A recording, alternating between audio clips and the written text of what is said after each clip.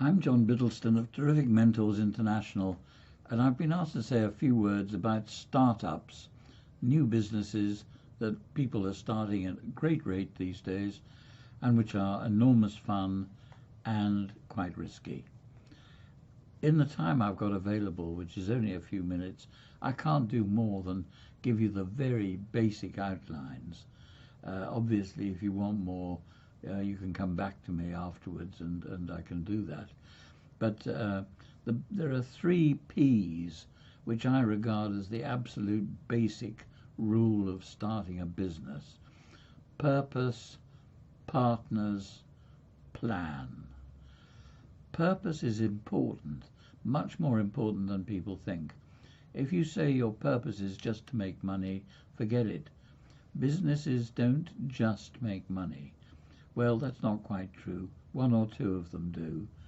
De La Rue print it, and they make money. But that's a different sort of make. No, every business has a purpose. It has a product or a service that is going to provide to people, and the consequence of doing so is it hopes it will make money. It aims to make money. That's its objective. It's not its purpose. Get your purpose right from the beginning. You can always change it later on. Purposes are not there as some rigid, inflexible thing. They are capable of modifying. Purpose first, partners second. You may have one partner, you may have no partners, you may have several partners. My view about this is that it's unwise to have a business entirely on your own. There are exceptions to that, and of course your home working from the computer on your desktop is a gig of sorts and a business of sorts in itself. Everybody in a sense is a business. But if you're starting a new startup business, it's sensible to have at least one other partner, maybe more than one. But how you handle these partners, how you select them, is very critical to the business. And we'll talk about that in a second. But the third point I mentioned was plan. Now, every business needs to have a plan.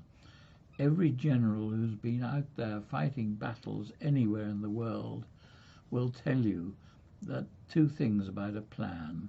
1, it's essential, and 2, it never works. Don't worry about the second of those things. Without it, you can't tell that it isn't working. And plans are absolutely fundamental to the achievement of anything we do. So, number 1, purpose. What is your business there to achieve? Get that straight. Number 2, partnership. Be very careful whom you choose. Friends are good, skills are better.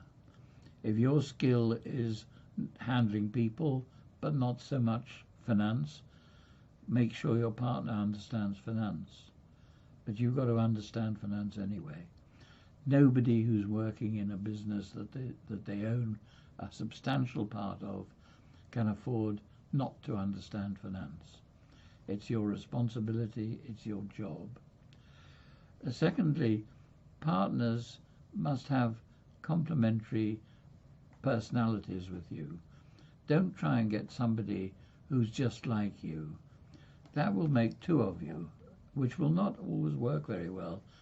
Many of the most successful marriages in the world are between people who are quite different, but they have compatible feelings about each other and compatible standards and values, and those are important. They're just as important in a business partnership. There's a very important rule about your partnership. Write down an agreement before you take them on, and make that agreement something that costs you a bit of time and a bit of effort. You won't get it right. You won't get it right the first time. Revise it initially every month. Take a couple of hours every month specifically to revise and review your partnership agreement. After about 6 months or maybe a year, you can change that to a review once a quarter, and in time you can review once every 6 months, maybe after a long time, even once a year. Initially, you must review your partnership, relationship, and agreement every month, please. And as for the plan, you've got to cover strategy, tactics, the finances, and the operational. If you put it onto those four headings, you'll get the outline of the plan right. But you've got to get your strategy right first. As I say, you can't cover a startup in 4 minutes, but I can tell you more about it if you want to. And I'm going to put my card up on the screen in a minute now, and you can see who I am and get in touch with me. If you want to start a business, you're going to take some risk, and jolly good. I think starting businesses is tremendous fun, tremendously exciting, and I think it's the thing that is one of the most rewarding things you can do in life. And if you do decide to start a business, I wish you the very best of luck with it. I was lucky when I started a business here, and it was very successful. There's a lot of luck attached to that, believe me. But anyway, good luck and goodbye.